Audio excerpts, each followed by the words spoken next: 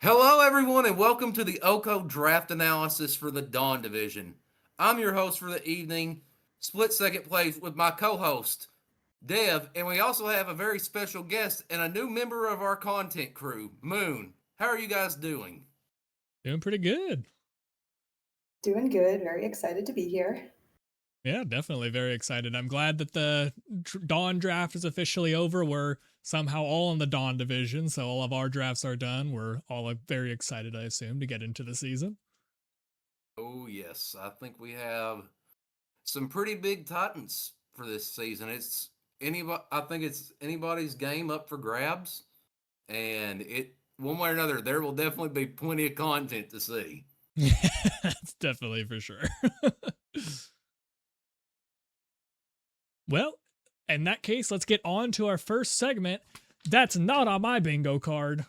Right now, we have the wheel turning already. So give me just a second and we'll get right in. Alrighty, let me see here. I'll just message you on Discord real quick. Okay, I think you should be good to go. All right, let's move to the first slide. What was not on your bingo card, Split?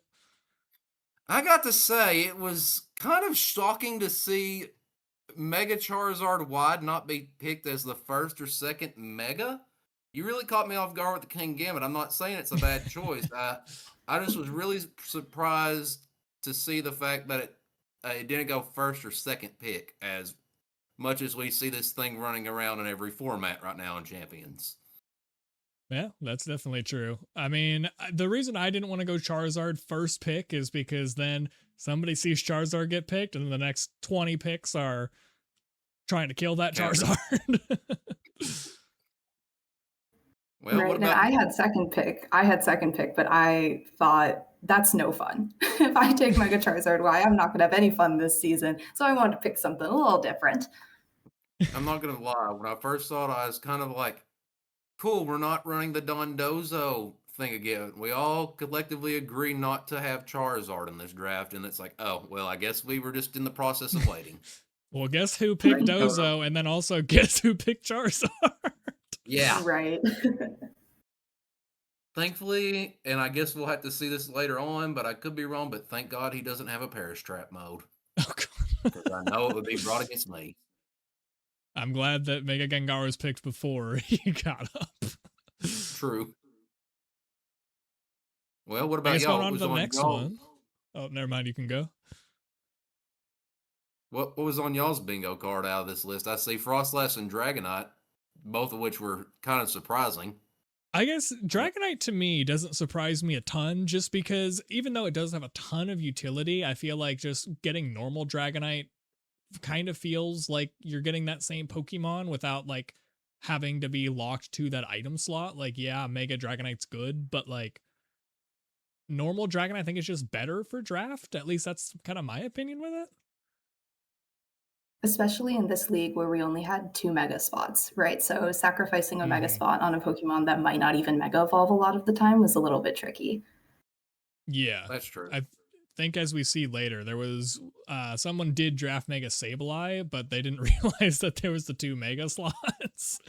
So I don't know if that pick would have been the same there, but yeah, it was really hard to try to justify your second Mega being one that couldn't like I didn't say couldn't Mega, but wouldn't really Mega. Right. Yeah. As for the Frostlass, I want to talk a little bit about Frostlass being the only 20-point Pokemon that did not get drafted. Which I say as a big Frostlass fan. I've only used Mega Frostlass since Champions came out. That's my girl. Is she worth 20 points? Probably, maybe not. Unfortunately, I found that it obviously really wants to run like a Blizzard, a Shadow Ball, a Protect, but then the fourth move, there's so many different things you could put there. And so if you don't run Aurora Veil, you feel like you're not living enough hits. But if you don't run Nasty Plot, you're not doing enough damage. And then you have no coverage. So it's a bit of a tough Pokemon. It doesn't have as much flexibility and options within a draft. You kind of know what a Mega Frostlass is going to do. What was really interesting, though, was that Mega Abomasnow actually got chosen as a snow setter instead. Yeah, that was the one that surprised me. Don't get me wrong. I get it. kind of like Tyranitar, but for snow, but it definitely threw me off a little bit. I was like, okay, we have a new contender for snow, I guess. Yeah, I mean, that was the only snow setter drafted. Like overall, well, I guess Alolan Ninetales was drafted, but outside of Alolan Ninetales, who you really kind of only use as your Aurora Veil bot and then spam Blizzard till you die, I'm very curious to see what Mega Abomasnow can do, especially because the person who drafted it, wherever it's listed, they've got like a pretty decent secondary Trick Room mode. So it's not going to be one where it's like it comes and only sets weather. It's there to be that like main Trick Room attacker. True. I didn't think about that part of it, but that makes a lot more sense. If you can set up Trick Room, then Abomasnow versus Frostlass. Well, I don't know the speed tier off the top of my head, but I feel like it can be ran in and out of Trick Room. Frostlass, if Trick Room goes up, it's kind of like, oh, this is going to be interesting. You cannot run Mega Abomasnow outside of Trick Room. That thing has like base 30 speed. Learn something new. Granted, am I using it in Champions? No, and that's probably why I don't know the tier. Well, we've got a few more. I'll let you get started with that Castform pick split. Obviously, it wasn't you who picked it, but Yeah, well, before we get to Castform, I think we have to talk about the other water buffalo in the room here, because my boy, I know when Joe sees this, he will probably cringe all over again, but I am so happy that my boy Paldean Tauros got picked, specifically Aqua Breed, because I always named this thing Guy. And for those that aren't in the Discord, which by the way you should join, Devv said I do not have a good GIF, or however it's pronounced, GIF. I say but GIF. I immediately said, I got you, and put the guy on a buffalo meme into the chat. And we should have added it to the slide. That would have been fun. Oh, I kid you not. When I went to go type it in, just out of pure excitement, I did not even almost get it right, because I typed in buffalo out of excitement instead of Tauros. Yeah, I was the one who drafted this thing. It can shore up a lot of my matchups for sure. I'm not like, my first two picks were steel types, so I was considering, back on that Frostlass point a little bit ago, I was considering drafting Frostlass with my second pick, but I ended up kind of talking myself out of it, not wanting to get two 20-point Pokemon back to back. Turns out that wouldn't have mattered. But yeah, we found that all out, I think, collectively. Yeah.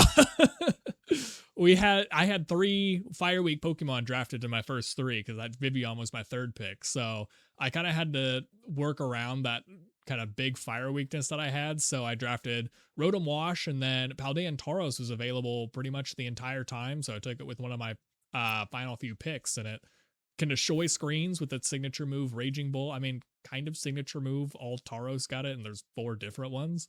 But good water type coverage. It's got a lot of different coverage moves that I didn't know. I know one of them when I caught one earlier today to transfer into Champions. It gets Zen Headbutt.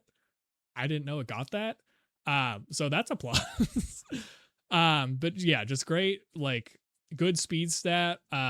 Bulky enough that it doesn't just die to like a little pebble on the road. So yeah, it's a really solid pick. Gets Intimidate as well. So I'm very happy that I was able to get it so late in the draft.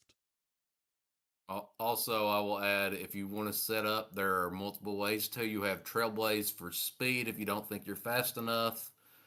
If you can get it to work, but I never figured it out. At some point, I would love to try to use this, because you did mention its signature move, break screens, and with all the pranksters we have running around, that I always feel like that's a great option to have. Mm-hmm.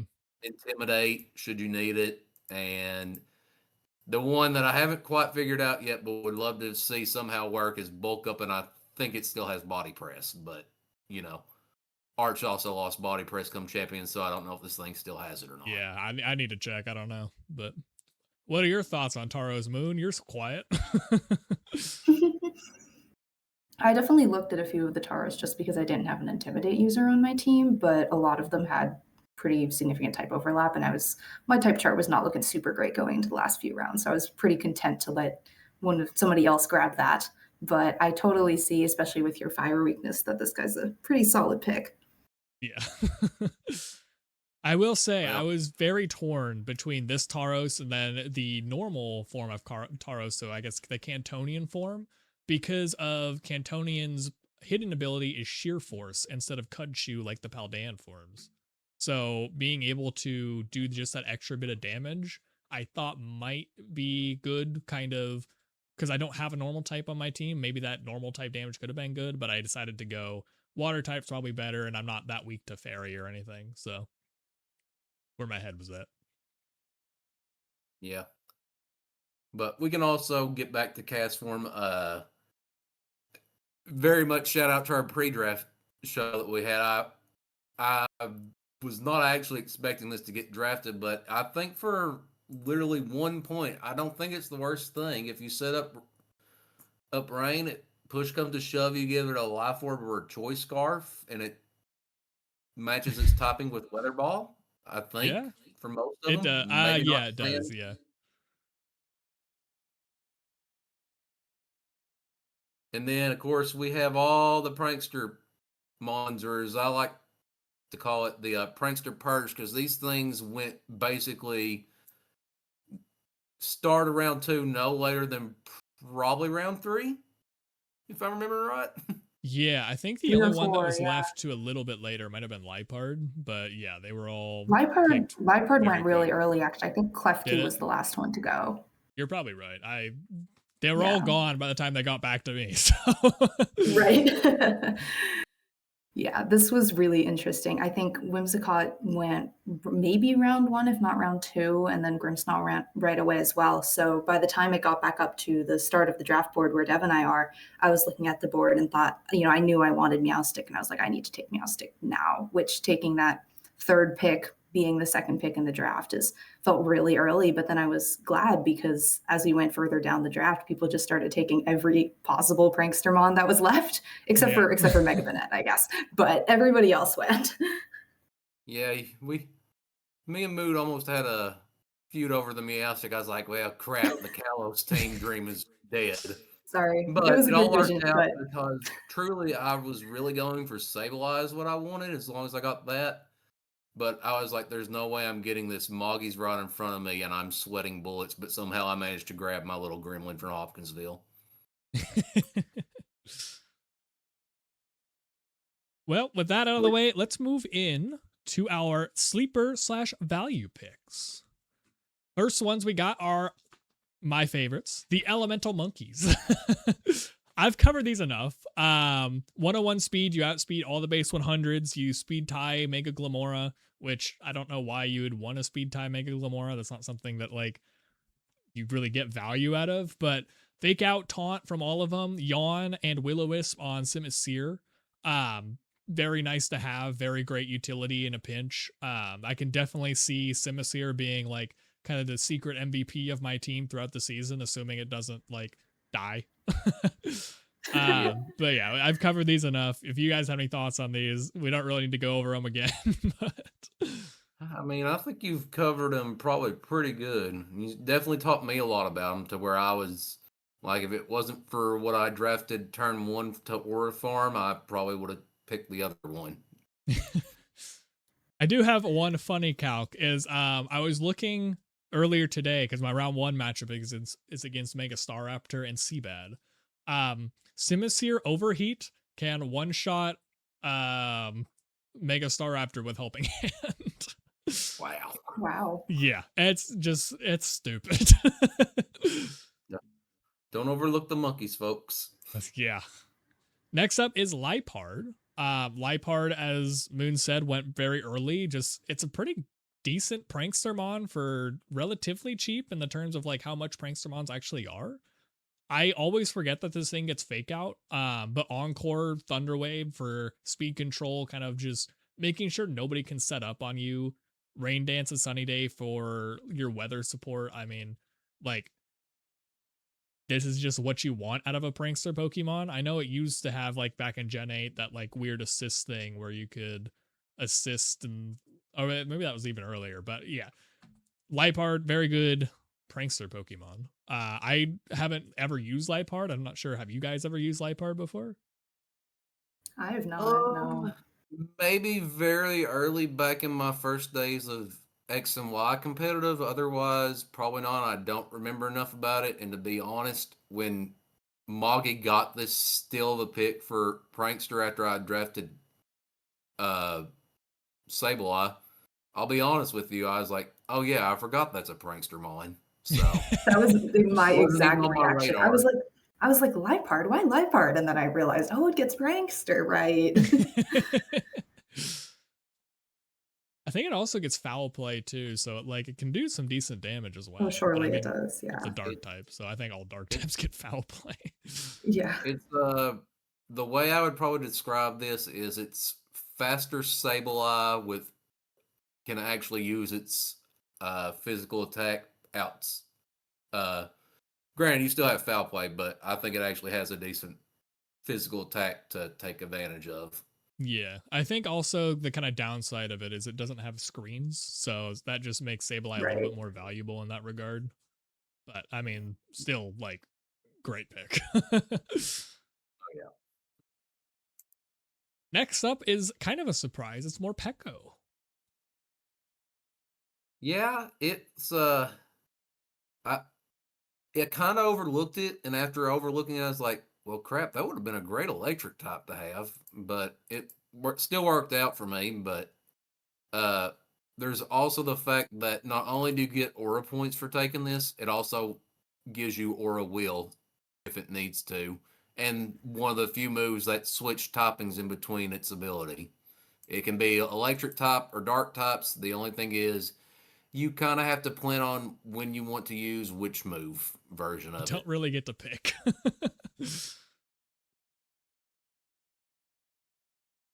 But yeah, I Is there mean, anything fake else? out, very fast thunder wave that you guys have listed here. I completely forgot that Morpeko even existed kind of while doing any draft analysis. Like I've never seen Me this thing too. used. So I didn't even consider it. I just completely looked over. When I looked at the board, I was like, Morpeko 5, sure, it's a Pika clone. I'm sure it's got like Thunder Wave or something. But I mean, yeah, this is great Pokemon. And what you guys didn't list here was that it also gets Parting Shot. So it's just electric type Incineroar without the Intimidate.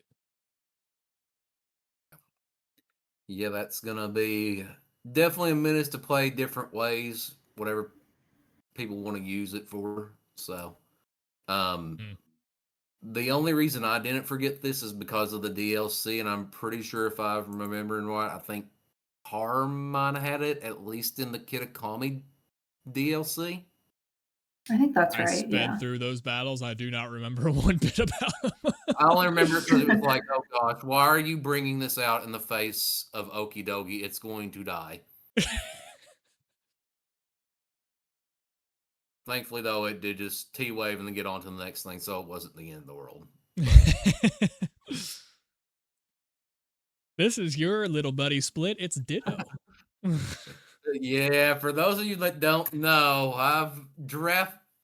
well, it's been a recurring member of my team. It didn't unfortunately get to be on my team the entire season of season 2, but when we did have it on the team, it put in the work that I needed it to. So this is always one of my little buddies to have in the back corner, and I think especially with champions right now, as you can see by how I have it, it is my work around the rules of you can only draft 2 megas, but still give me a third mega. Thanks for giving me your mega. I can have whatever mega I want. I just thought of something mean you could kind of do because Ditto copies abilities, right? When it transforms, you could just copy a Sableye and just set up your own screens. Well, then I have to not run imposter is the only problem with that. So, which if this I mean, you just throw it out in thing, front of it.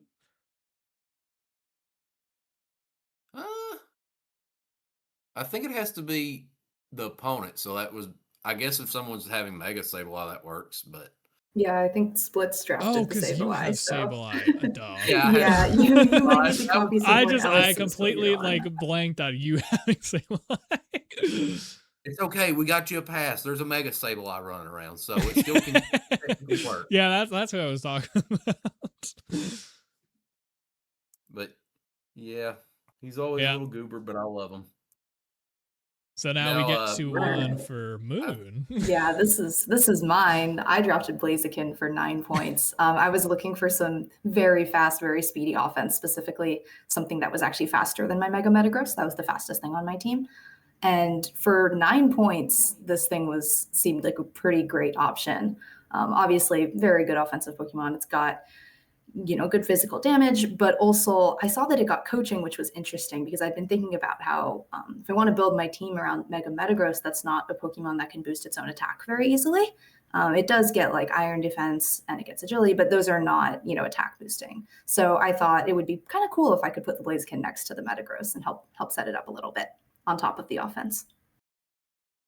I yeah, mean, there's also Blaziken's cool. one other thing I see of this because of back in early ORAS days. The other thing now is now that it's actually a move. Moon, you could always run this with just protect, get a free victory dance with speed boost plus bulk up, and then just have your 2 attacking moves. Right. Yeah, for sure. No, it can totally set up and do its own thing as well. So I think it should be fun. One Intimidator and your entire team is doing no damage. Oh, don't say that. Hey, my Mega Metagross has Clear Body at the beginning, so that's something. By the +1/+1 in its physical defense and attack. We've got Toxapex. Oh my goodness, why was Toxapex only 5 points? That's Yeah, I kind of know. ridiculous. Who decided this? Whose idea Get was back that? here.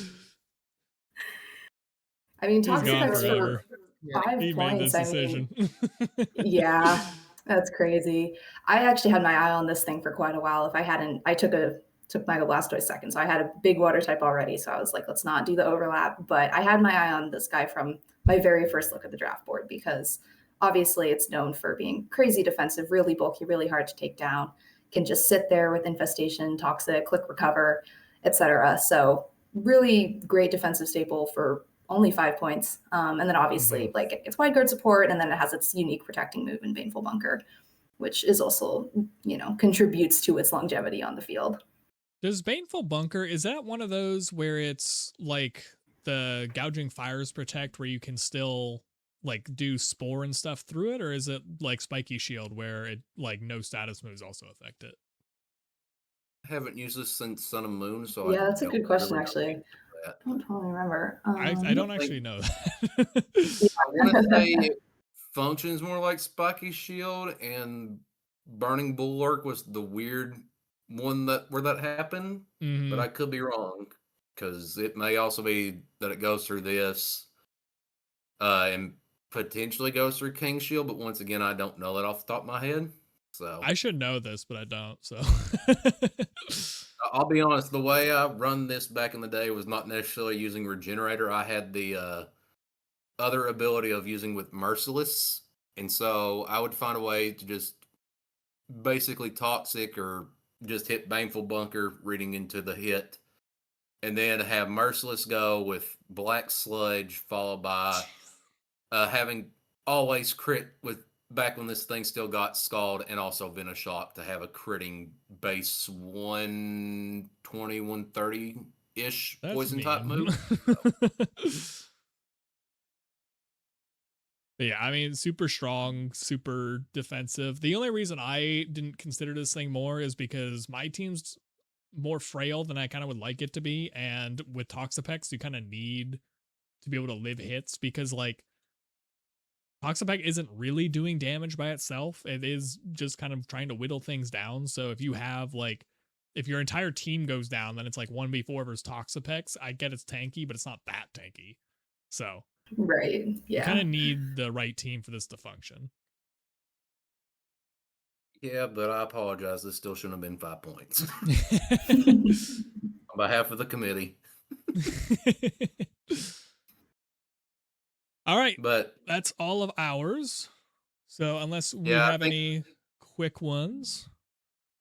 I don't really think so. And I think we can kind of jump right into this part of our segment for the team breakdowns. What everybody is probably wondering and wanting most out of this is, okay, I'm now looking at post draft and what are my pros, what are my cons, and how can I maybe improve this slightly, if at all? So, All right, let's get started. This is going by draft order, so of course I'm up first.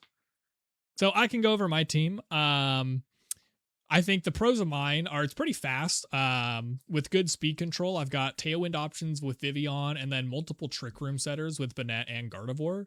I don't see myself ever like going for trick room. It's more kind of going to be a defensive play, I would guess, because yes, King Gambit can function in trick room, but there aren't many teams faster than me.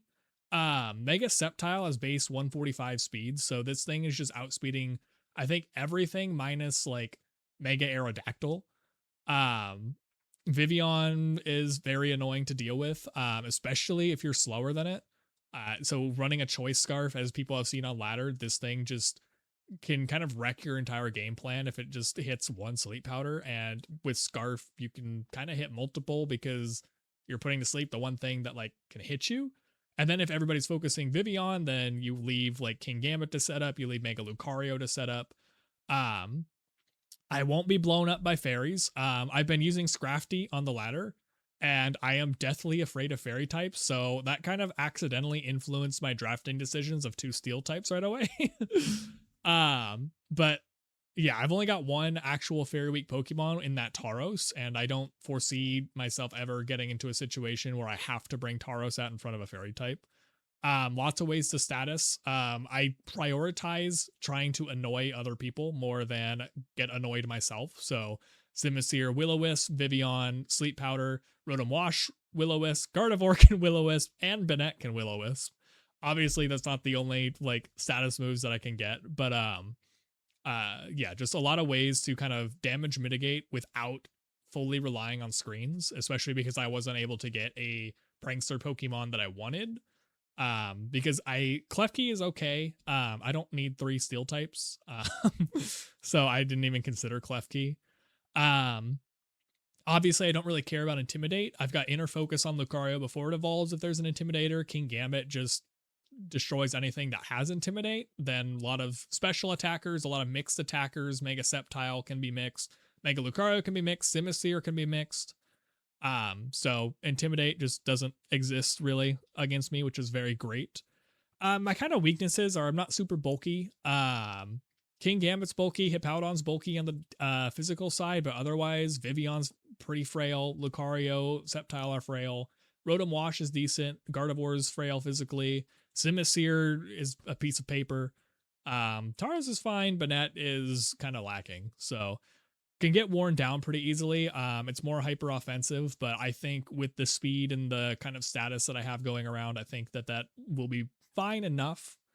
I've got some overlapping typings leading to some easier matchups. So obviously I've got the overlapping steel. I've got overlapping fighting. Also got overlapping in water, which that's not the worst case. Fighting's a good type. It just kind of comes into effect where if there's a couple good Pokemon against my team, like for my week 1, I have to face Mega Staraptor. That thing is very scary. I can hit it super effectively, but it probably is going to hit me first for very big damage. And then also I can't really do a ton to fire types in the sun. So if I'm facing Mega Charizard, it's going to be kind of a big problem because I have Rotom. But then what? I have Tauros in the sun against a flying type. I've got King Gambit who can't do anything. Lucario can't do anything. Gardevoir can't do anything. Sceptile can't do anything. So, yeah, kind of scared to make a Charizard. But yeah, do you guys have any thoughts about that? I mean, you covered kind of your fire type. A couple of things here and there, but nothing that can't be worked out. Don't also forget that if push comes to shove, you also have the Hippowdon Stealth Rocks Whirlwind set. That's true. It gets roar and tailwind, or whirlwind. Roar and whirlwind. So I can choose which I want. Yeah, I Which think you move got am I most of the going points with for that? there. Yeah. So if you guys don't want to critique me at all, we can move on to Mo. All right, cool. Yeah, I can talk about my team. So basically, I tried to get a pretty good, type diversity. Did my fire, water, grass core. Did my fairy, dragon, steel core. Tried not to have too many overlapping types. Like I do have a couple. I have a couple psychic types, a couple fairies. But yeah, so with Mega Metagross and Mega Blastoise, my first two picks, I really liked having one very physically offensive Mega and then one nice specially offensive Mega. I also like that, Mega Metagross does not like a fire type move, does not like a ground type move, and obviously those are not going to take a water spout very well from a Mega Blastoise. So that was a good start to my draft. I thought Meowstic offers some really important support for my team. Fake Out, Thunderwave, can also set Trick Room. And then, of course, the weather support priority, like Rain Dance next to a Mega Blastoise with Fake Out. That could be really strong, I think. And then I think I have a pretty solid fast mode as well with like if I put a Scarf on Hydreigon and then obviously the Speed Boost Blaziken that we talked about earlier. I can obviously set Tailwind with Hydreigon as well. And then Mamoswine even could run like a Choice Scarf and be pretty speedy. And then obviously I have like nice bulky redirection with Clefable. So those I thought were some of the stronger points of my team, but I do think there are a couple issues with it. I really liked the start of my draft, but then I started struggling a little bit with some of my later picks. I don't love that Meowstic is my only weather setter. I think I'm relying on Meowstic to do a lot of things, both like to run Fake Out because my only Fake Out users are Meowstic and Blastoise. And honestly, both of those have other moves that they would probably like to be running as well. So then also using up a spot on the Meowstic for weather control is a bit unfortunate. And then my slow mode isn't great. So if I do run into a Trick Room team, like I have some Pokemon that can kind of sort of function in Trick Room, but I'd really not rather fight something that's super slow. But yeah, so that's kind of the overview of where my squad's at. Oh, and as Dev likes to bring up, we don't do great if there's an Intimidate on the other team. We do have a number of physical attackers and no good way to deter those. So, but yeah, what do you guys think? Yeah, I mean, I think you had a pretty good draft. Obviously, you talked about the Meowstic being kind of your only weather setter, but like that doesn't really matter unless you kind of let it die right away. So, right. The one thing I'm seeing right now that people may be sleeping on, but I've seen enough of it, both grinding both formats of ladder. Uh, I could be wrong. The one thing I need to check is does Mimikyu get imprisoned? Because if so, then you have your Trick Room problem answered. I don't think it Or I'm does pretty sure because when I ran it Meowstic last does. season, I don't remember it getting imprisoned. Meowstic does run and can get imprisoned, but yeah, I don't. I've actually used imprisoned Trick Room Meowstic in the previous season of this draft league, and it's fun and it's kind of cool, but it's hard to fit all of those moves on a Meowstic just to counter the Trick Room mode. Also, when in doubt with the Mimikyu, I've seen what it does. I have Disguise up. I'm going to take a hit. I'm going to Swords Dance, and then I'm clicking Priority Shadow Sneak and doing chunks to things. Right. Unless you have a way to block it. Would you have one of the only two ways to block it because we do not have Psychic, and the other only option is Farigiraf. So yeah. Oh, I do want to talk about my Serena pick, who I'm quite excited about because we did talk about the big run on the Prankster Mons in this league. And so I did pick up Serena pretty early because I was looking at that and I was like, it would be kind of fun if no one could use Prankster unless I said that they could, So yeah, I think that's a fun one as well. Definitely, yeah. Priority blocking is at a definite premium, and to have one of the only two ways to do it is big for you. Yeah. All right. Well, I think, I've said all my pieces, so we can move on to the next team. Yeah. Next one is the Hungry Houndours, coached by Heather. Split, you haven't done a team yet, so you get to go over this one. Well, the first thing I see is, we do not have Incineroar, but we still have Parting Shot with Prankster Grimmsnarl. We have Redirection with Mousehold, should we want to do Nasty Plot. We talked about this, but there is also the threat of the Tinkaton because it has Mold Breaker, so it doesn't care about Zarina or Farigarath's ability. Or Moon, also keep in mind, this thing will hit Gigaton Hammer and bypass your disguise, and it will one-shot you. Right. You also have, which I almost forgot looking at this, you have your slightly value Intimidate out of Weird Ear. You do have another redirection mon that I did not realize till I'm just now looking at it in Volcarona with Rage Powder, or it can just Quiver Dance. Mega Gardevoir is still going to hurt with Pixelate Hyper Voice in the long run. And you even have a way to set up a couple hazards if you want to with Hisuian Samurott with Ceaseless Edge. Yeah, it's always nice to have hazard set up when you like don't have to click the actual hazard. And then you've taught me more about what the Simisage does, so you're gonna be a Simisage or just Similine in general pro by the end of the season. Well, I can't take it right now, but I almost considered with the team I had, which I didn't really think about it till after drafting, that I can't really do it, but I wanted to play a different mode than side targeting. For boost, I almost drafted Simisage and was considering getting stamina or oh, give me a second. Annihilate. But then I was like, well, the only problem here is that I'm still going to hit myself hard with the one stamina user I have, so that's not happening. And that gives me more fairy type problems than I want to have right now. Fair.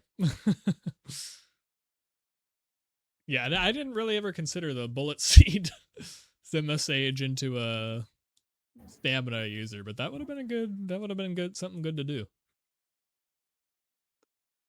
Yeah, I have some other things. It's very fast. It's actually the fastest overall team in the Dawn division. I didn't write down the base speed, but I do know that with Gengar, Mousehold, Gardevoir, Volcarona, all stupid fast Pokemon, you don't like it's the also very easy way to shut down Trick Room is either you have your Mega Gardevoir run Trick Room or your Weird Ear that actually gets imprisoned Trick Room as well. Because I was looking at Weird Ear and then Heather sniped it from me and I'm sad. I love Weird Ear. I had Weird Ear in season 1 and it was an imprisoned Trick Room expanding force set. Really, really fun. But yeah, Weird Ear fixes a lot of holes that would otherwise appear if it wasn't here because of the imprisoned Trick Room stuff that it can go for. Tinkaton also great for faking out like Farigarath if you don't want to bring Weird Ear. So just lots of ways to be fast. The downside, I will say, is that Volcarona is your only Tailwind setter on this team. So if you don't bring Volcarona or Volcarona goes down early and you're facing another Trick Room team, then that could get pretty dicey. Because Volcarona has that 4 times weakness to Rock, you could just run like, just think off the top of my head, like Sneasler and Rock Tomb. Probably just one-shots your Volcarona.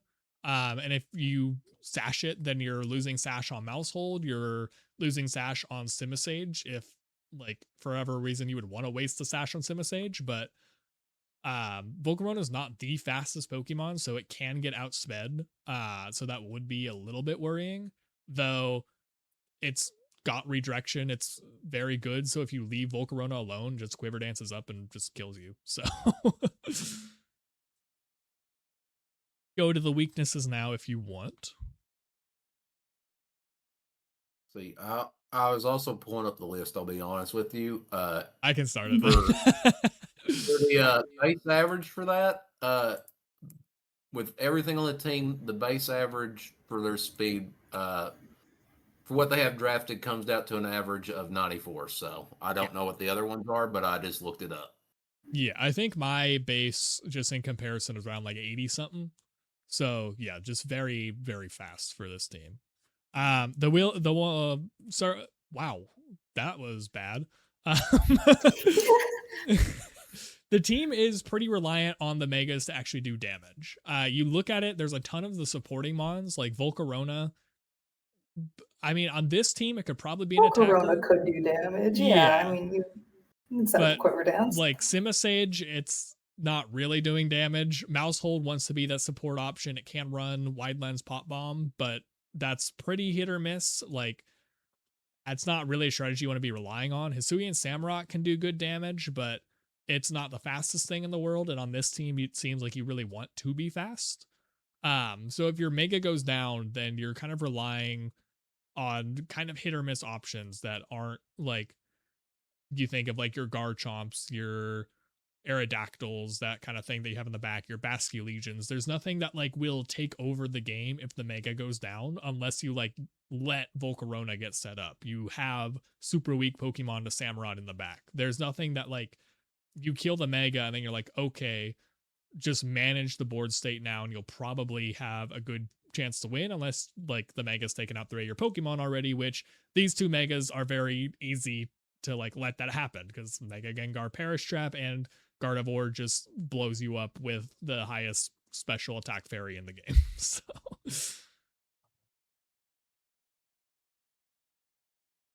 I'm listening, but I'm also doing some research because I might have a new fear unlocked with this team. When I figure out if it has, yep, it has access to it. Okay, you said Pop Bomb. New fear unlocked. If they run Gravity and have King's Rock Pop Bomb, I'm scared. Oh my goodness. Weirder gets Gravity, doesn't it? I just checked Oh Lord. Yeah, doesn't like steel types very well. Only Volcarona can hit them super effectively with stab. Hisuian Samura obviously gets Sacred Sword. But outside of that, steel, there's like, Volcarona's the only steel resist on this team, because Tinkaton just gets kind of it's neutral, even though it is steel. And then also feels like a pretty well supported ground type could pretty easily rip through this team, because nothing outside of Simisage resists it, and Simisage kind of like, it's got like base 65 70 defense. It's not going to be living many hits, so like a well supported Garchomp, a well supported Earthquake user can just like rip holes in this team. And I'm not sure, like, it obviously depends on the ground type, it depends on like damage mitigation, all that stuff, all the fun stuff, but that could definitely be a problem going into the season. But I have trust, because Heather is a very good trainer. I think she's made, I think she made playoffs last year. If she didn't, I think she will this year, because this team is insane. Yeah, I think missed out on playoffs just off of like differential, so it was like super close. But yeah, Heather's really good, so I trust that she knows what she's doing. So yeah. There's a little bit of bug and poison, but in this format, I don't know how much that really matters. Yeah, I saw the bug type, yeah, there's not, and I was just like, well, nobody has Mega Beedrill, so that doesn't matter. So yeah, bug type doesn't exist. Unless you're seeing like Serena U-turn with a scarf, that's kind of the only time you see a bug type move. So I'm not worried about a bug type weakness. And even then, it's pretty much just Samurott and Weirdeer, who, again, Simisage doesn't do anything for you defensively. I love the monkeys, but they're not good defensive Pokemon, I can tell you that. Truthfully, looking at this team, you also have screens in your poison. It's like, okay, go on ahead and try to hit me with the poison. I'm switching in Gengar or Tinkaton. Yeah, it's a fake weakness.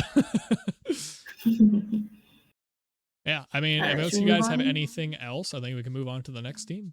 Yeah, I think you hit pretty much all of it, so I'm down to move on. Next one is the Detroit Steel Wings, coached by Seabad. Looking at this team, it's scary. The other thing is, when I overlook all this and I see that this is coached by Seabad, and it's like, I don't care if I win or lose. I'm going to have fun playing against him, because I've been watching his channel for several years on end. So you might have to try and cast our game this week then. Hey, don't tip me. I might be, as long as they don't line up the same time I'm playing fine.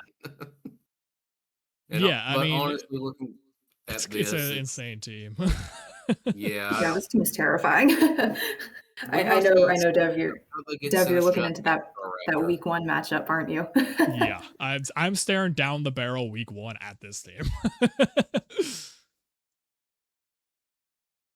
And this is what could or could not make or break me for playoffs come week 9. So Let's Oh my hope that it goodness, doesn't, yeah. because this team is just super scary. Mega Staraptor and Redirection, that's just like, that's tough. Yeah. Mega Staraptor 110 speed, so just like outspeeds a lot of the super common stuff. Sinistra heals when you swap out, swap in, just very annoying to like KO Staraptor, especially if you start getting boosts off. Milotic is kind of the perfect support for those two, especially because you can lead like an Intimidator against Staraptor and then you've minus its attack. It doesn't have any attack boosting moves, um, because I think that would just make it a little too OP. But you have Milotic that you bring the Intimidator in. Okay, Staraptor's -1. Oh, now Milotic's +2. So it makes everything more difficult. um, then you got the Mega Raichu option. Mega Raichu, 130 speed. Yeah, 130 speed. Um, Even faster. Very like hits very hard, but takes a ton of damage. It's that glass cannon Pokemon that like, oh, you dismantled my Mega Staraptor mode. Okay, I'm gonna go nuke mode now, and then whatever you prepared for Staraptor, just throw it out the window because it doesn't work on Raichu. Because Raichu's just way faster. Goldango, very good, just in general, steel type. Crocodile, Intimidate, Araquanid, Wide Guard, Aggron, just there for the Trick Room mode. There's only only two 4X weaknesses. I wrote resist down. I know that's wrong. 4X weaknesses, and they're both Aggron. So this team is very well put together, type wise. And then just from previous experience of using Milotic, very good. Prepping for this team is a nightmare. It's made me rethink my makeup picks, but I think I found a thing. I think I found what I want to run against it, but it's just, yeah, this team is very, very difficult to prep for.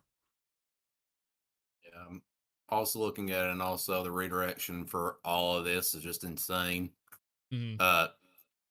Even with the Milotic, Seabat, I know you will have better luck with Milotic than I did in the tournament I ran, and I think it was the St. Jude one. Surely you don't have as bad as luck as I do, and if you choose to go the coil hypnosis set. I doubt everything will wake up on turn one and then proceed to rock slinch your entire team to death. So That's I not have great. faith in you there. Also, I don't think we've addressed this, but even with his double megas, if he wants to bring both, he kind of can. Oh yeah. Raichu, you just have it as special instead if you want to do it that. If he would rather use the Raichu one week, but also bring Staraptor, he has that option of redirection. Bluff that he's going to mega the Staraptor and instead hit you with a final gambit. Yeah, it's Yeah, it's a very good very, point. very hard to prep for, especially because like he could also just lead both of them, and then like whatever you lead or whatever he thinks that you're bringing, he just megas whichever one and just like chooses on the fly instead of like, whereas most of our teams are just like, okay, we choose the mode, we choose the mega we're bringing, but this one works both ways, like you were saying, where you just like you choose turn one, okay, Raichu it is, or Staraptor it is, or maybe I don't even mega on turn one and just do damage that way to keep you guessing. So very, very kind of annoying. Um, but the kind of weaknesses that I found, it feels really, it seems like a lot of weight is on Sinistra's shoulders. I mean, especially when you pick at number one. It's the only redirector on this team. Granted, there's not a ton of redirectors in the game, so that's not like the biggest knock. It is. Um, it's also kind of the only consistent healing. Milotic guess gets life dew, but also you're not going to bring Milotic to every game versus Sinistra kind of feels like you have to bring to every single game. Um, if you do Mega Staraptor, do you have enough kind of left in the tank? Because you're probably bringing Sinistra, you're probably bringing Milotic. Do you have enough kind of left in the tank to win the game if Mega Staraptor gets KO'd early by like a crit, or if something outspeeds it and just it goes down right away? Do you have enough kind of left? And then it also seems to struggle a bit against faster teams because outside like Staraptor is who you would use to set up Tailwind. So you don't bring Staraptor or you don't run Tailwind that week. the next fastest Pokemon outside of your Mega Raichu is Crocodile at 92. Everything else is Milotic's in that kind of middle speed tier. Goldango's a little bit faster, but still I think like base 89 or something. Then Araquanid and Aggron both very slow. So are you like, you don't have a ton of speed control outside of Trick Room, and then in Trick Room, if Aggron or Araquanid isn't good, you really only have one Trick Room attacker that can really put in damage. I'm also giving you more ideas with this, but I just also, looking at it, realized something else. The Goldingo and Crocodile are that weird thing, but you can always just scarf them. I was going to say, I think a scarf on that Goldango would really hurt. Followed by the fact that when I saw Goldingo, I thought of that, and it's like, I can just sit here and hit Make It Rains, and then I can proceed to use, I'm pretty sure it still has it.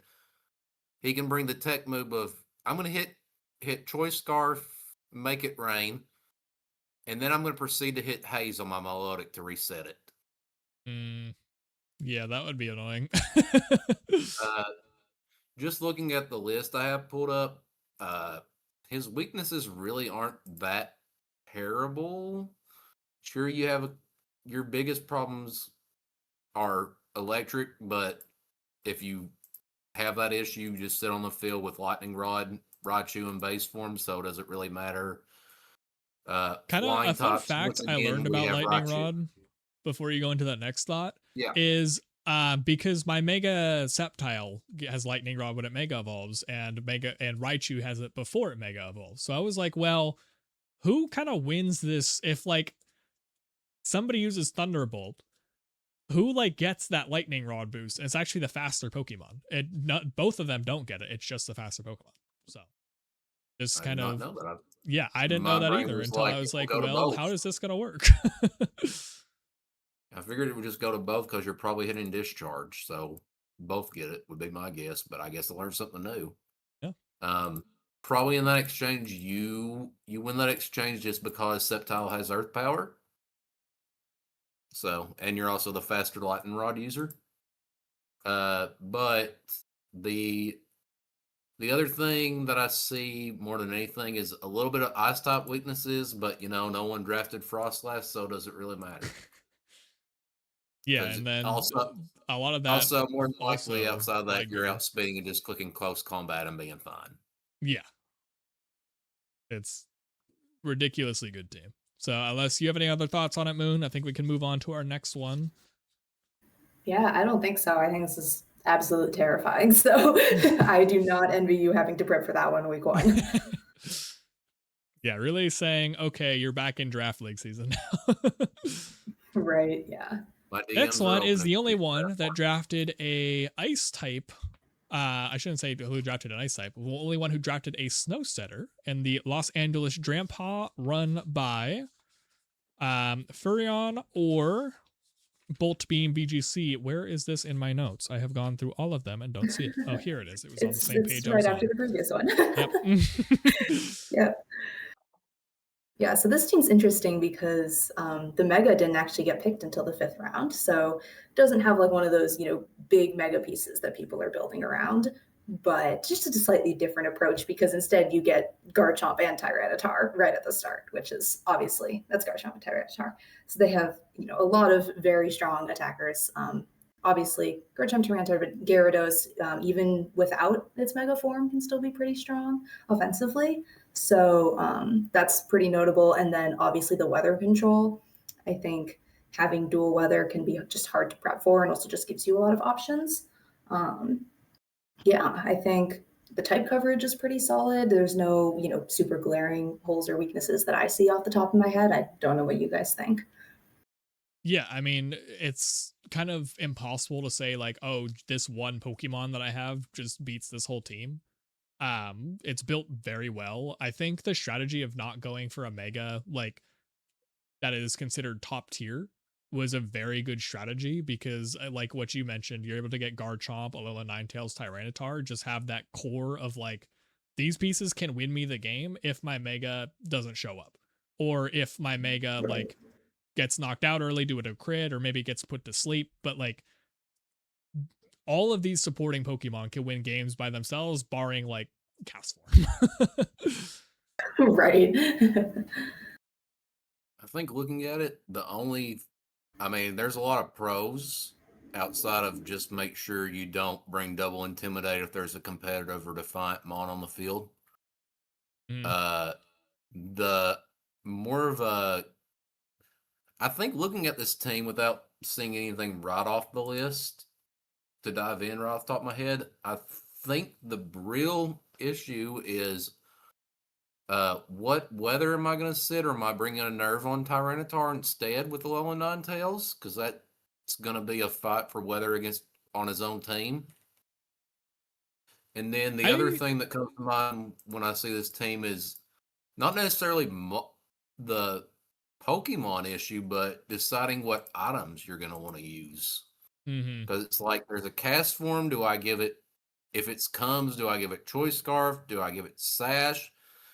And in that case, am I just running Light Clay on Ninetales? What's Rotom getting? You get the idea. Yeah, I think at least for the weather kind of aspect, I think that's all like entirely team facing dependent. Like if you're facing somebody who like I'll bring my team for example. I don't really care about weather. I have Hippowdon to set weather in case like I really need that weather being set. Like against opposing rain teams, against opposing like sun teams. That's why I have Hippowdon. Against my team, you would probably bring Alolan Ninetales because you can set up that Aurora Veil without much like, oh, I'm not gonna have to worry a ton about like my snow getting reset, or there's teams that don't have any weather control at all. Just kind of like what we saw from Seabad right here. He doesn't have any weather control, so that might be another one where you bring Ninetales, especially against Seabad because of Mega Staraptor. But that way you can set up your Aurora Veil, spam your Blizzards again, and then teams with weather you bring your Tyranitar because that helps your Garchomp out, that helps your Aegislash out, Mega Skarmory. Um, I think it's just entirely team dependent, so I don't think that's going to be as big of an issue as it might seem just kind of looking at on paper.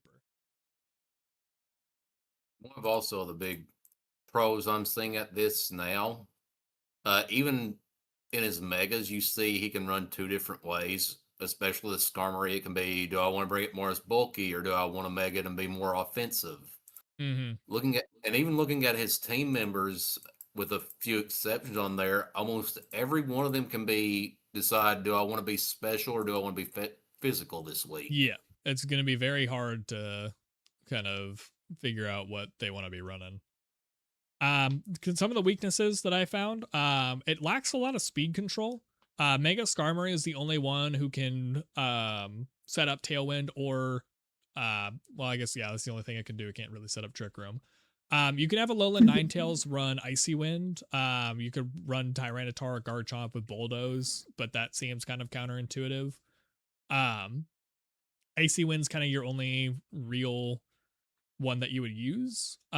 So if you face another team with Trick Room, you kind of have to bring Mega Skarmory, or you're just saying like, okay, you're faster than me this game. Obviously, you can Scarf Garchomp, you can Scarf T-Tar, but like with the sand teams, you normally see like an Excadrill, or in this regulation, you've seen like some Houndstone that runs Sand Rush. There's no Pokemon that have a speed boosting ability inside of any kind of weather. So there's no weather boost that you're getting. So your only real way to control the speed is either Icy Wind, which could be blocked by a Wide Guard, or just swap in like a Defiant Pokemon or a competitive Pokemon, and that just backfires completely.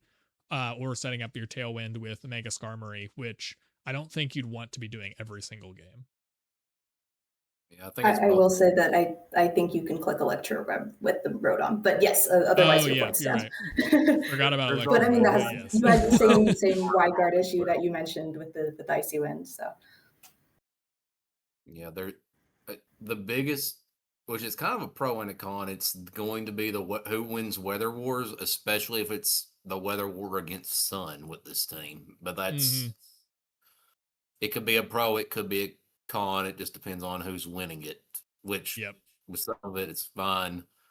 We'll be on the lookout for Tyranitar with the probably at some point Sandville, Bright Powder, Garchomp, which I won't look forward to. Followed by also this is kind of got several options of the other part of the format of regulation rock slide. So, Yep.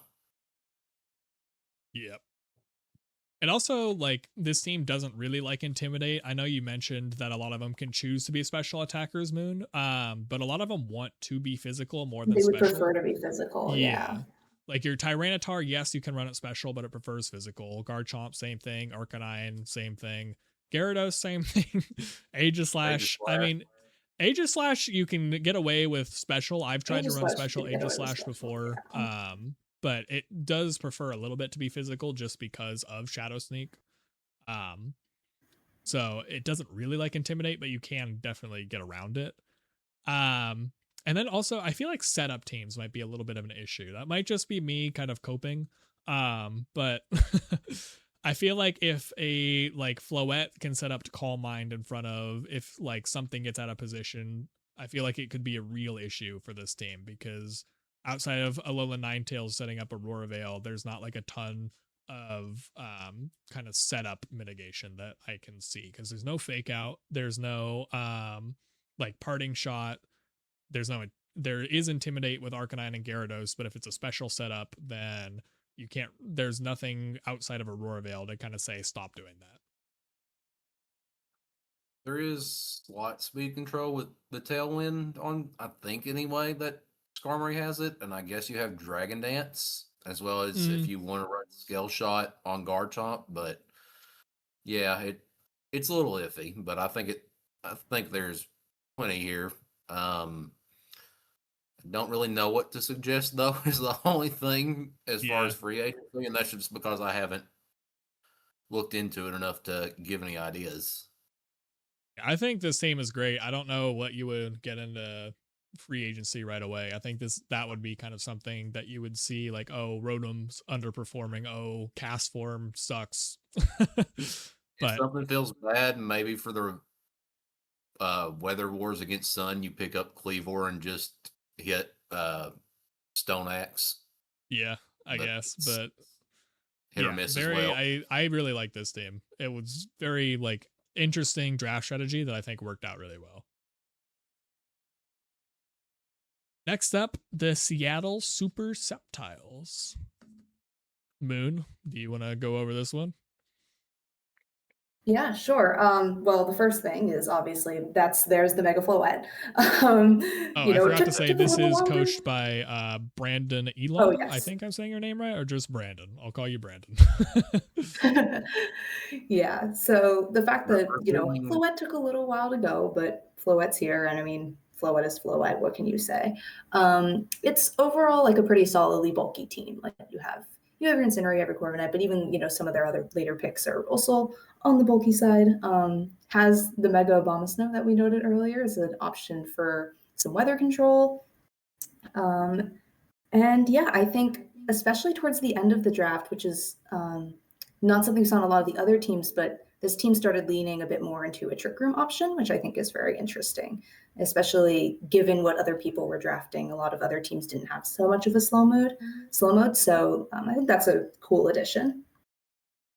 Yeah, definitely. Especially being able to, like, they waited for that second Omega all the way until pretty much like the last 3 rounds.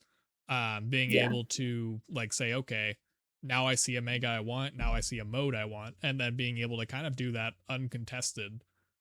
They got 2 Trick Room setters in their final 4 picks. They got their Mega Sweeper under Trick Room and Mega Abomasnow. They got a Redirector and Ariados. Just a very strong kind of end of the draft that not a ton of teams can really say that they like went a full new mode in the last couple picks and did it really well. Yeah, I don't really know how much I have to add to this other than a fun fact for people that may not know this. I'm actually pretty sure if I have my notes right, I believe this is actually Joe Brown's brother that is coaching this. So I'm very excited to see what he does. Oh, that's actually interesting. Cool. I didn't know that. Yeah, I didn't know that either. If I wasn't supposed to share that fact, Joe Brown, I'm sorry in advance. That's gonna be just completely wrong, and it's just some random person like, I'm not He's gonna really. be, what do you mean? What do you mean I'm related? But yeah, tactical nuke of the format. The team's pretty bulky overall. Average of 90 or over 90 defense and special defense. So it's gonna be a little bit difficult getting these Pokemon off of the field. Um, it seems to want to be leaning a bit slower, but then you also have obviously AZ's Floette is like base 102, so it's not wanting to be slow. But Corviknight's not the fastest tailwind setter. Komo is mediocre speed until it gets that Clangorous Soul off. Raichu obviously is fast, same with Lycanroc. But it kind of seems to want to lean a bit slower while also having like the option to be fast. I'm very curious at how the Floette is going to be used because you don't have like a Whimsicott that can immediately set up Tailwind so you can just kind of nuke everything. I feel like it's gonna have to be kind of a more bulky, not so much slow variant, but definitely a more bulky and probably won't be able to just kind of nuke you turn one like a lot of the ones you see on ladder. You probably also don't want to run it this way, but since I have the base form, I will share this. There is, if you can make it work, there also is the weird option of, hey, my AZ is just here to hit Pollen Puff and support the team. That would be crazy. Have Mega But Floette as a if you have support. AZ Floette, I think you're going to use it to laser cannon things to death. Some of the weaknesses I found, opposing fairies might be an issue because of Floette's ability. You do have Corviknight and Ariados, but just having the ability that like boosts all fairy type moves is always just a little bit scary, especially when you have a 4x weakened Komo. Incineroar doesn't really like to take a fairy hit. It can, but doesn't want to. Um, and then the rest of your Raichu isn't really going to be living hits. Lycanroc isn't really going to be living hits. They both want that focus sash. So if you bring both, one of them's going to have to just kind of die immediately to a fairy move if AZ Floette's on the field. But obviously you've got ways to mitigate that. You've got you can just not Mega Floette right away. You could fake out with Incineroar, but there's ways to get around that. But I could see it potentially being an issue maybe late game. Faster physical teams seem like they'll be another issue. AZ Floette, obviously not the bulkiest in its physical defense. Mega Abomasnow is bulky, yes, but also doesn't have great defensive typing. 4x weak to fire, not weak, very weak to fighting and steel, and just a lot of common types. Raichu and Lycanroc, like I said, not that defensive. Slowbro is bulky. It doesn't really do a ton of damage back to you though. Ariados, same thing. It's deceptively bulky, but doesn't really do a ton of damage. I don't really know what Runerigus looks like in terms of offense, defense. I haven't really ever used it before. I haven't really ever faced it, but faster physical teams I could see definitely being an issue if not positioned correctly. And then my last one is kind of, does the Trick Room mode have enough firepower? You've got Slowbro, you've got Mega Abomasnow, and then Runerigus as your main Trick Room Pokemon. What happens if one of them goes down? What happens if you're facing an opposing team? Like, again, I'll bring up my King Gambit example. My team's just really good into this team. You can't really get off your AZ Floette very well, and then your Trick Room mode is kind of stifled by King Gambit. So what do you do into kind of opposing steel types? Because you have Incineroar, and then what? Steel is like kind of just shuts down this team completely, especially if Incineroar can't really do much in return. So those are kind of just my main concerns. I think I have to slightly disagree with you on that, Dev. Just because I say 2 body press users I can set up. The other thing is, does Slowbro get body press? I don't know if Slowbro does, but I'm almost for certain Komo and Corviknight get it, and Corviknight definitely gets Iron Defense. Oh, I forgot about Corviknight getting it. Yeah, I knew Komo did, but I forgot about Corviknight. The others, I don't know how much it does, but there's also the super sneaky, I can control the speed how I want to with Ariados with Toxic Thread and Poison you at the same time with But that wouldn't work against a steel type. Well, no, not a steel type, but fair point. I think maybe you still get the speed drop because it's like I don't know if it mixed hits with because it's a poison type spring move, right? shot. I'd have to check, but I don't really know. But the other problem with that, even if it does, because it lowers your speed, if at least in your instance, then King Gambit gets a Defiant bonus as well. Yeah. But obviously, we don't know how this will actually play out. This is just me looking at the spreadsheet for like 10 minutes and be like, okay, I think that's what's bad. Obviously, I don't actually know what's bad. Yeah, There's also I'm priority a little curious bit. about like the Rune Aurigas. Like I never really looked into that, never really played against one. Just looking into super briefly now, I mean it does also get iron defense and body press off of a 145 Okay, well, base there's defense another stat. So that's something. So steel types may not actually be as Yeah, I big guess as not. So just so you know, Dev, when you have to play this one. Yeah, well, Dev's gonna be doing next his calcs team of what we've gets got. body press now. Next team we've got is the Green Bay Graphite Eyes, coached by Eli Rowboat. I assume that's how you say that. We'll go with it because I'm not sure either. I'm not even sure if by the way you pronounce it, I'm like, have I been saying it wrong? I've been calling it Graphite for years. How did Oh, I say it? I say Graphite. But yeah, looking to this team, there's different modes. You have obviously fast Aerodactyl with Tailwind and followed by can't be faked out with Eruption. Typhlosion, right off the top of what I'm looking at, you have the kind of a unique manual mode if you're not using Tyranitar for weather control with Rain Dance and maybe Sunny Day on Aerodactyl. I know at least Rain Dance, which I guess you also have Vileplume as an option. We see the stabilize, so you have two different modes, but if I see it be a mega, I'm going to be probably caught off guard and not sure what I'm supposed to do next, just from the sheer surprise factor. Yeah, very good. Like it's got both the manual weather with Mega Sableye, who isn't really gonna be Mega Sableye, and then the switch in weather as well as the Mega weather with Mega Tyranitar. I love the two different weather modes. Being able to use your Sandstream Excadrill or being able to swap into Chlorophyll, Vileplume, or Eruption Typhlosion just is very good to have. Basculegion, I don't know why it was 19 points, should have been 20. Blame the commissioner for that one. Gallade is really nice for kind of your anti-trick room Pokemon as well as Galarian Slowpoke. Both very good at kind of stopping that trick room setup, especially Gallade, because I believe Gallade gets imprisoned, doesn't really need it because it just learns trick room. But also Gallade gets wide guard, Aerodactyl gets wide guard. You're not going to be hitting a spread move against this team. Yeah, just I really like this team. There's also the annoying thing of Slowbro's speed is not actually a factor. I can run Quick Claw, Quick Draw. Yeah, that's true. And yeah, I kind of glazed over it a little bit, but I shouldn't have. Addressing the Basculegion in the room because it is a revenge sweeper, if nothing else.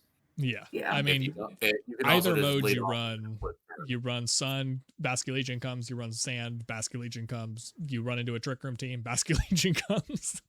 Right. Yeah.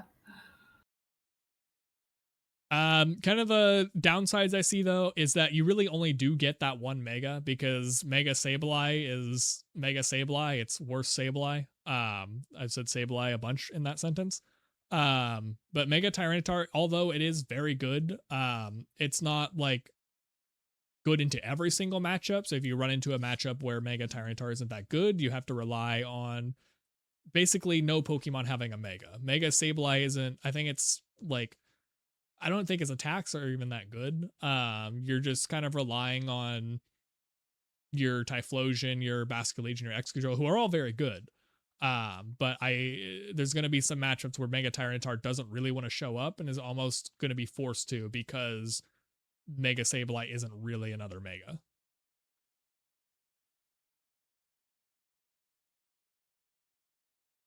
Nothing to add on to that. I think so. I think Nothing to add on. Yeah, that was my main takeaway. I mean, I think this team is definitely scary, and the dual weather with Basket Legion in the back is really strong. But I mean, yeah, I just look at it and I go, yeah, you really only have one Mega, and it's interesting because I often think of Mega Tyranitar as a Mega you can bring and then not Mega evolve it, but you don't actually have too much to gain off of that ability in this case. If you're not Mega in Tyranitar, slot elsewhere, you don't get one. Right. And then another one, ground types. Oh, you were gonna say something? I mean, you started to get into what I saw. There's a couple glaring weaknesses here, but those glaring weaknesses are actually fixed by the Basque Legion outside of water problems. So, yeah, I mean, this team really doesn't like ground types. Have a ground type and then a way to deal with Basque Legion, it's going to be very difficult for this team to kind of work around that. Gallade, yes, is like good, but like you don't have a water type. Your Vileplume is the only one who can really hit ground types with super effective damage outside of the obvious Basque Legion in the room.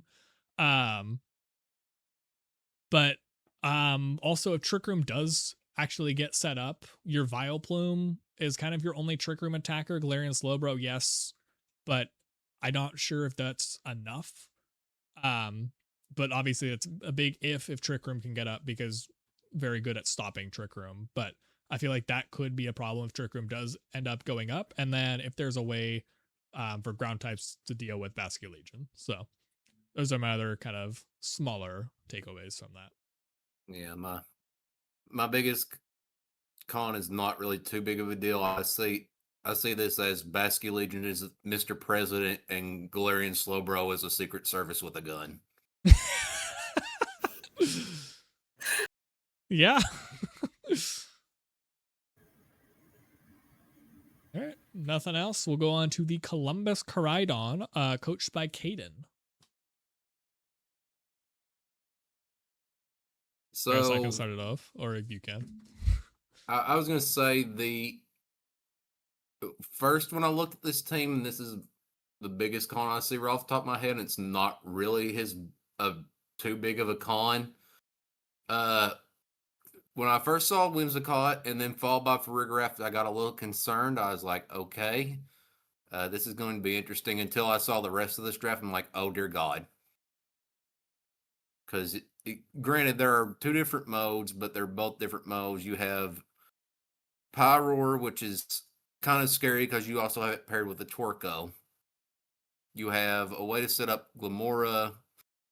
Even with this, if you want to just be sashed with Stealth Rocks and then have 2 layers of Toxic Spikes, there's also that option with very few limited ways to get rid of it in this format.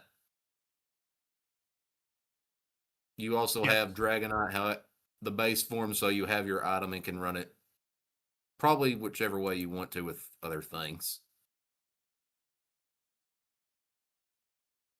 Yeah, I mean, it's very good team synergy. I mean, like, great Trick Room, great Tailwind. I put on here, they will get speed control and you will like it. Yeah.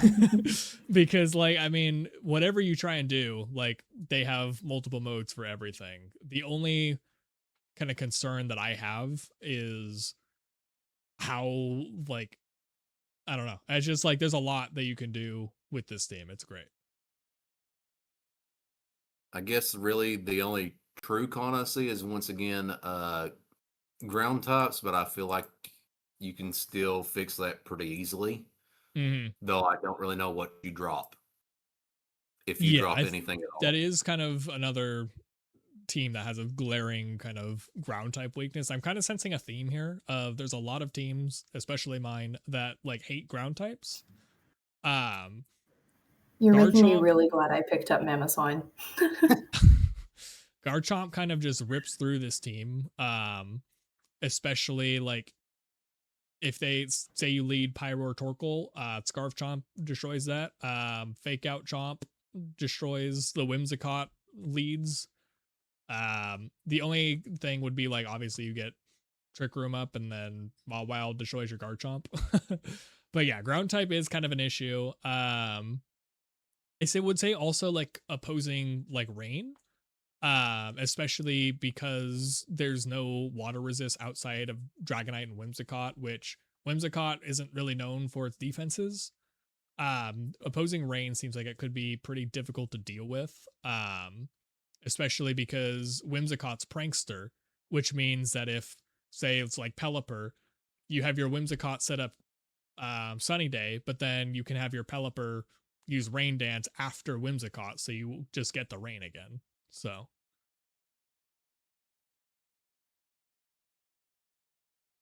yeah, that's definitely gonna be the thing of can I keep the sun up and have fun? yep. But I think if that sun stays up, this team is very scary. Oh yeah. Which, to be fair, there's also the surprise factor of you thought you would kill me with rain. Surprise! I brought Thunder Dragonite. Yeah. And True. Yeah, I mean, yeah, it's very, very well built team. It will kill you in Trick Room, it will kill you in Tailwind, and you will not get a say about which you get to use because they will do the opposite. you may get to pick your weather, but you will not pick your speed tier. That's my job. Yep. You will be moving second in this entire game.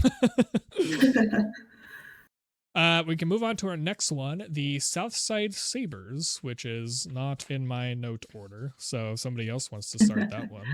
Yeah, I can start this one. I think this team is terrifying. I'm sorry. I look at this and I'm like, what the heck? Those first 4 picks in particular. Am I biased because Sylveon's my goat? Maybe. But I mean, even you just look at like the Sneasler, Delphox, Garchomp, like as an offensive core is just terrifying. Sylveon does hit very hard. It hits harder than you would expect. And then obviously like you have your fake out, you have your fake out on multiple Pokemon, which is, not a lot of the teams in this draft have that. And you have your Intimidate on multiple Pokemon, which again is pretty unique. Yeah, I think this is definitely a scary offensive draft. And you have Tailwind support from Staraptor, etc. So yeah, what do you guys think? Yeah, I think they're the only team in Dawn Division at least that has the double Intimidate, double Fake Out, with Scrafty and Sneasler being your Fake Out, your Staraptor Scrafty being the Intimidate. Having Mega Garchomp plus Mega Delphox is just an insane duo, because Garchomp doesn't need an item. It loves the Life Orb, but like it doesn't need it. It still hits stupid hard. And then when you don't want to bring your Delphox, Mega Garchomp is just bulkier, stronger Garchomp who's a little bit slower. And in Draft League, like you don't have to contend with those opposing Garchomp except once a season. So you're basically just getting a stronger Garchomp for kind of free. And then you've got like your Tailwind from Staraptor, you've got Fake Out support to just kind of dominate everything. And then Spiritomb if you really needed to go into Trick Room against something. Like, yeah, it's very, very scary. Yeah, I think kind of being the looking at here, I guess your biggest con is weather control, but is it really a con because you have pretty much an answer for every type of weather control? If you have rain, you put Blastoise and Superior in the rain. If you have fire, then you just boosted Delphox. If you bring sand, well, Garchomp, congratulations, Garchomp just got Sand Force activated. I think that's the right one. Sand Force or Sand Rush, one of the two. It's one of them. I know it's not Sand Rush, but yeah, definitely like you are powering up Garchomp.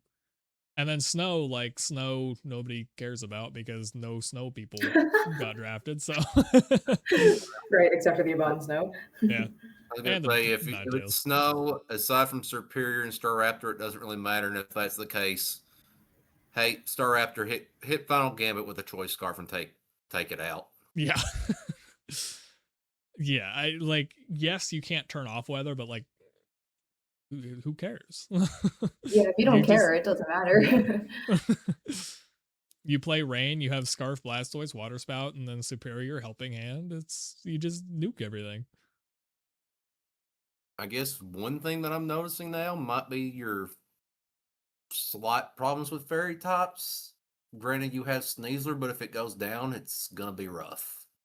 Yeah, I mean, Delphox resists the fairy, but like Delphox isn't the bulkiest mega. It's fast and strong. It can live some hits. It's more bulky than like your Mega Raichu Y, but it definitely doesn't want to be taking hits. It wants to kind of be like supported by Sneasler, supported by maybe a Redirector, which they don't have, but the double fake out support is more than enough most of the time.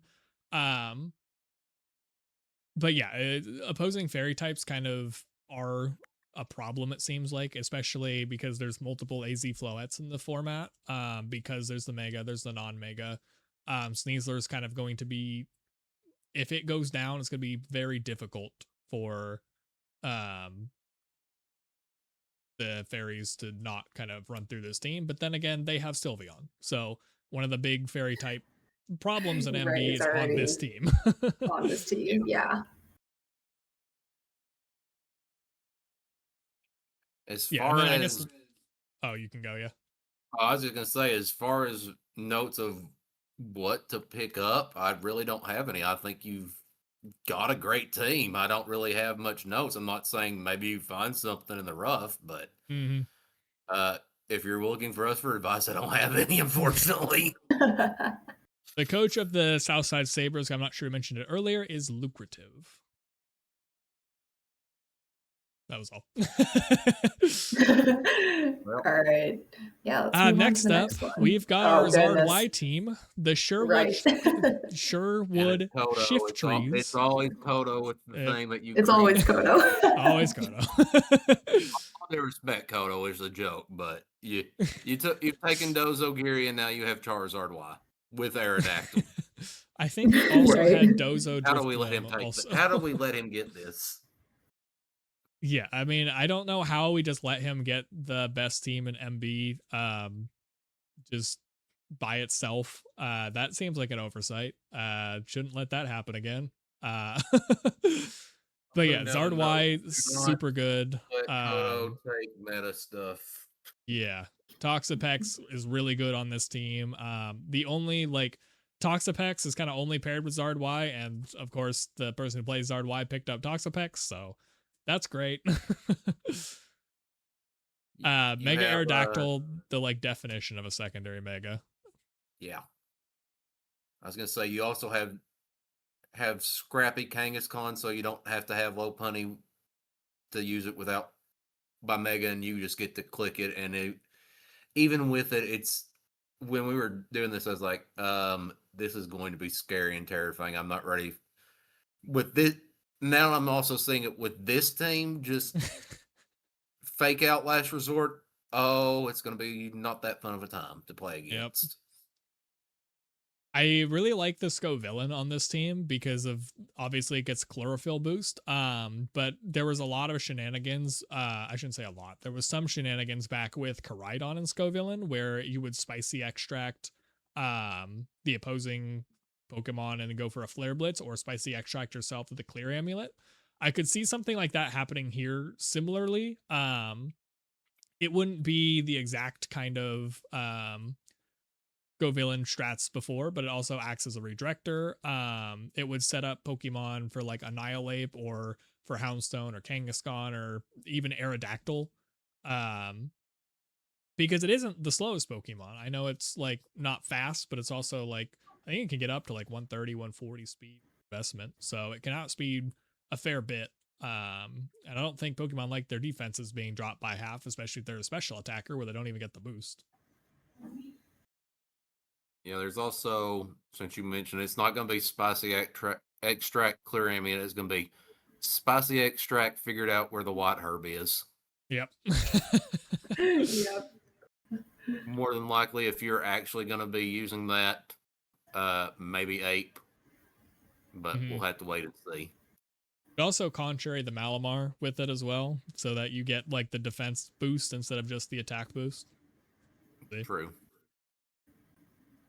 I There's do also like the the Houndstone for sand teams, because Houndstone gets that sand rush ability, so you don't have to bring in your Zard. You can Houndstone, Aerodactyl, +2. And then just Houndstone is faster than the entire Sand team, barring Excadrill. I gotta check my Houndstone speed right now, and I'll be right back. If I can type right, not Houndoom. It's got a base 68 stat, so, but you got to double it though, so it's really like almost base 140.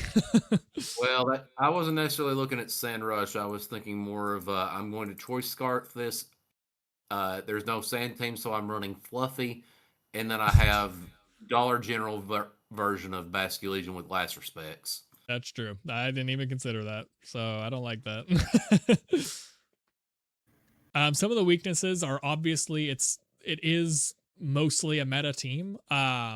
So because everybody's faced Zard, Aerodactyl, Venusaur before, is that going to be a hindrance at all? Because everybody like has probably already built in game plans, not with this current team that they've got, obviously, but teams that they've done, they know how to play around it. Is that going to be kind of a downside because people know how to play against these things, or is it not really going to matter because, well, now you're playing with Simisear and Simisage? Also, it needs to kind of win that Weather War versus Rain, or else there might be a bit of struggle, especially against the Archaludon Rain team. Because Toxapex does not want to take an Electro Shot, and then neither does Zard or Aerodactyl, or pretty much the rest of the team, barring the grass types. Yeah,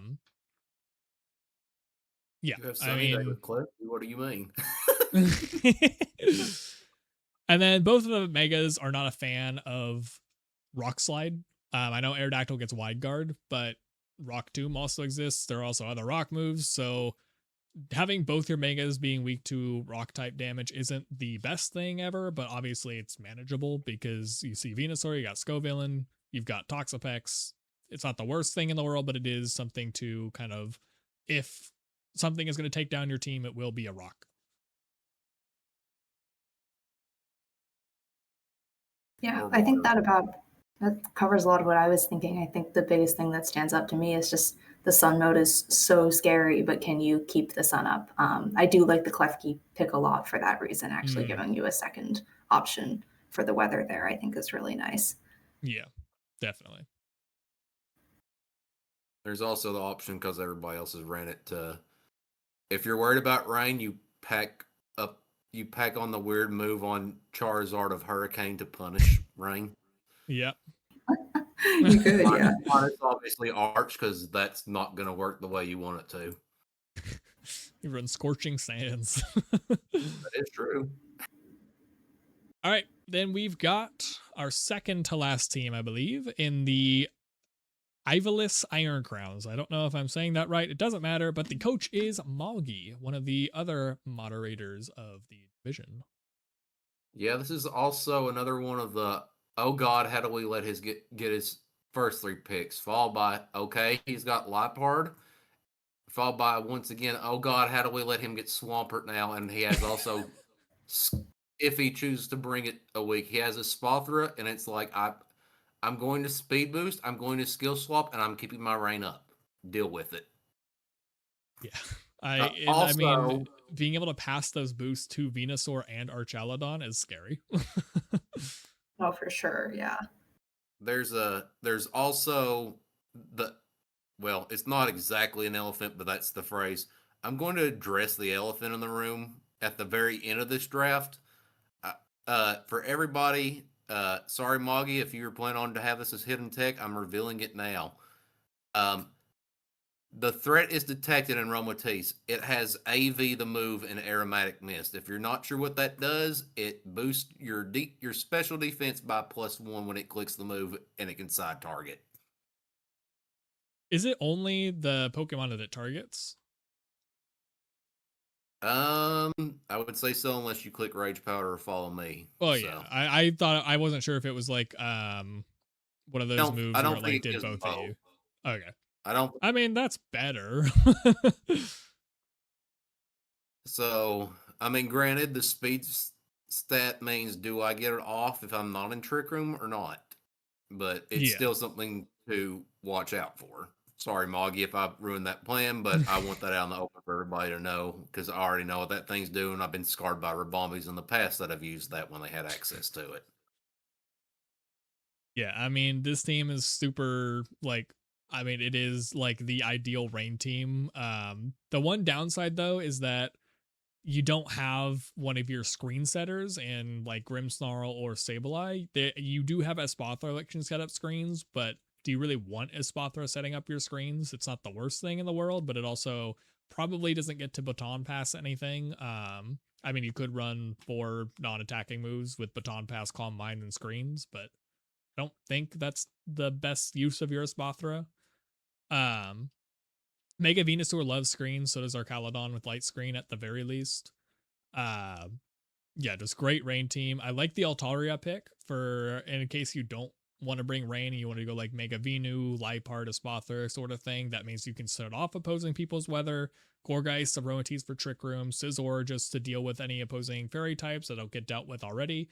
As well as just being a very, very strong attacker with Technician boosted Bullet Punch, Technician boosted Bug Bite, on that sort of stuff.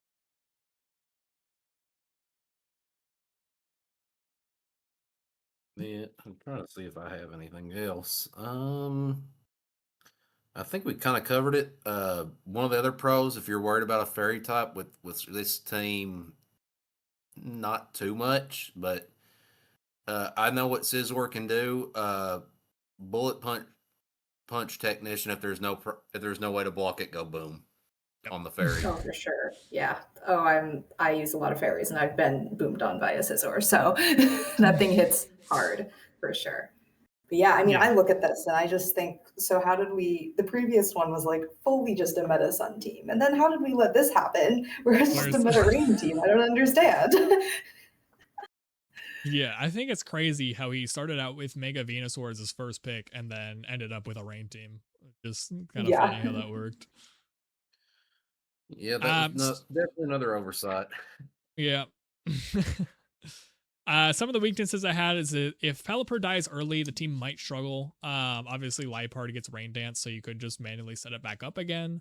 But if you have like Archaludon, Swampert, Pelipper, and Scizor in the back, then your Swampert all of a sudden isn't as fast as it really wants to be. Archaludon can't boost itself, and then Scizor dies to a Ember from Litleo. Otherwise, lack of screen makes me a little bit worried for Archaludon and Venusaur. Obviously, I've covered the Espathra being able to set it up, but again, doesn't really want to do that. And then speed control might be a bit difficult to get just because Pelipper isn't the fastest Tailwind user in the world. Scizor also gets Tailwind, but you don't really ever see that. Altaria also, I believe, gets Tailwind. But you have Espathra that gets speed boost. You have Sharpedo gets speed boost. I don't know if Sharpedo can baton pass. I want to say it can, but I know Espathra obviously can. But if you're not baton passing, you don't really have super great speed control if Pelipper just isn't able to get it off, or even if you're in Trick Room, um, not the greatest Trick Room team in the world. I also just realized that makes this team just go up in my fear factor significantly because I just remembered one thing and then I looked at the other. I was like, oh, he has 2 ways to do that now. Moggy's bringing back said Scarlet and Violet is here to stay. I'm bringing 2 Gen 9 Terries. I have Soap Pelipper and Trick or Treat Gourgeist. So if I have a bad matchup, I change your type and kill you. So this team just went up in my radar of, oh, this is gonna be rough. Yep. I guess if we have anything else, we can move on to, I think, your team split. Yeah. Which my let's do team's it. a little interesting when we get to it. Also, for those who are not aware, we have also rebranded. We were originally the Kentucky Crowbats, but we're like, oh, we're going to do something different for Megas. So, as you can see, we are now the Lexington Water Shurikens. And looking at this team, I'll let y'all handle the cons of it because I'm sure there's still some. Because I already know one problem is fairies. Just looking at a little bit for that. but kind of explaining some of my process here a little bit. I knew right off the bat I wanted to take Greninja. I've used this thing before, and it's very versatile in its move pool and being able to be mixed, physical, or special, depending on how you want to build it a certain week. My next thought was let's grab a Tailwind user. Whimsicott is gone. I'm grabbing the other one that is basically the next second best thing to do with Talonflame. If it gets dicey, if there's a fake out, I can run Quick Guard to block that and still be able to hit instead of getting hit. It also, if I decide to do it, if you've been in the Oko server enough, you know that in Reg M, my first team making was a Talonflame with the nickname Unorthodox because I was running Rain Dance on it. But with this team, I will probably be doing saving weather and screen support for my Sableye. AZ Floette allows me to be a little bit more flexible without putting a Mega Stone on it, especially now that we have Life Orb where I can just Choice Scarf, hit lot of ruin, and probably do a decent amount of damage, if not destroy something.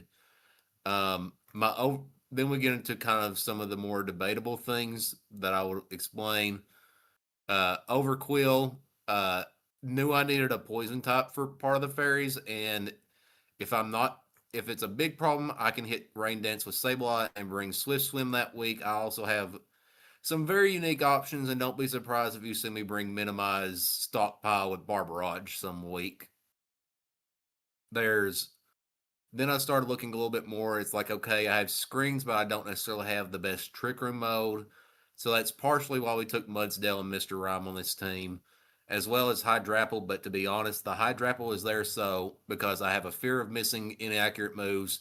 Hydrapple fix that problem with either Super Sweet Syrup a week, or if I decide to not do that, then I can run the Regenerator Pollen Puff set with Giga Drain to also support myself and stay along.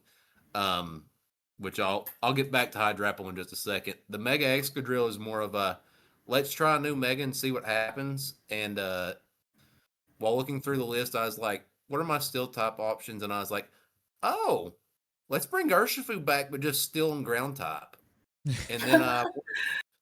And then of course we kind of already addressed it. Ditto's my guy, and also lets me be a rule breaker without actually breaking the rules and have a third Mega.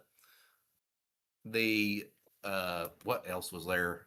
I know there's something else on the Hydrapple thing. Oh, not necessarily me, but I'm also going to reveal something right live on the podcast that nobody knows if they have not checked too much of my draft sheet yet.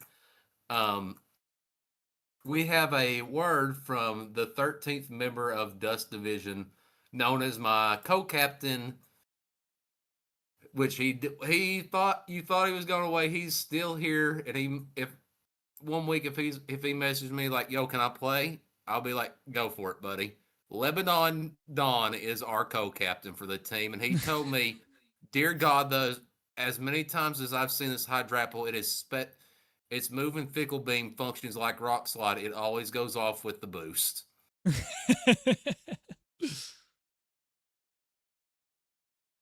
But yeah, I'm sure there's more cons than just the obvious get dicey if Sableye goes down and slot problems with fairy types. So I will let y'all cover more of the weaknesses now that I've probably said way too much about the pros on my team. Yeah, I mean, this is a really good team by the looks of it. Obviously, you mentioned the Trick Room. That could maybe be a problem. Yeah, I don't know. I didn't look a ton at your team because I know you already filled out what were the pros, what were the cons. But yeah, I mean, it looks like it's very well put together. I'm very curious at what Mega Greninja actually does because I've never played against Mega Greninja before because they didn't really exist. And I think on ladder I've only played maybe 5 or 6, and they all did different things. I tried to run a Charizard team really early on and got rock slided by one, so I know it learns Rock Slide. Yeah, it's I know a lot of people ran it with Blizzard. Yeah, I know. Very cool team. Yeah, I'm kind of with Dev on that one. I'm not really sure what to expect from the Greninja. I think you have a lot of interesting options with it, especially if it's something that you are obviously very comfortable and very excited about. I think it could be quite threatening. I will Yeah, I share. think so. Oh, Go ahead. you're sharing a little tidbit. Little insider information, Dev. Don't bring King Gambit. I will catch you off guard, even though I'm revealing it. I will click Sableye Sunny Day and hit you with Weather Ball and destroy your King Gambit. But what if I protect? Then we figure out what we're doing next turn to either do the same play if I'm still around or not. Maybe I set screens and set and just hit protect to be safe, and then to bring the hidden tech, which that's another thing, revealing some things that I've learned in playing a little bit more with this. If I protect before I mega and then you try to encore me with Whimsicott, I get my dark topping back and ignore your encore. Yep. And then go for my move. So very fun to be using the little guy. Well, I shouldn't say little anymore, especially. We're still sad he got retcon from the Ash Greninja, but that's another day. Well, I think we're at the end. Yeah, I don't have anything else. If you guys have anything else that you want to say. I don't think so. I think we got most of it. Cool. I know we've covered it before, Dev, but Moon, if you have socials that you want to plug, feel free to do so. Oh no, I don't got any of that. Well, just be safe. I'm like a lurker. I'm a lurker on the internet. I'm not a poster, so you choose to remain hidden. Yeah, I don't know. Maybe I'll throw something together for a future week, but I don't got anything up right now. So when you start your casting career. There's something else we forgot to do, but I'll mention it again. Probably one of us will try to put in whatever channel this goes up on. Dev, I might actually let you put it on your channel and then just save it to the playlist, just since I have the pre-draft on mine anyway. Well, I'd say we keep all the draft like analysis stuff on yours. I think that's good where it goes. All right. Either way, we want to do it. But somewhere in one of the descriptions, we will. This time, I'm going to make sure we don't miss it. If you want to join the fun, just watch the teams, read on your favorite that you've seen so far. I'm sure we'll have a Dust Division 1 out soon. It you should be finishing finishing up the up. draft first. Yeah, it should be soon. I think there's like one more pick, if not already, from the time we've been recording.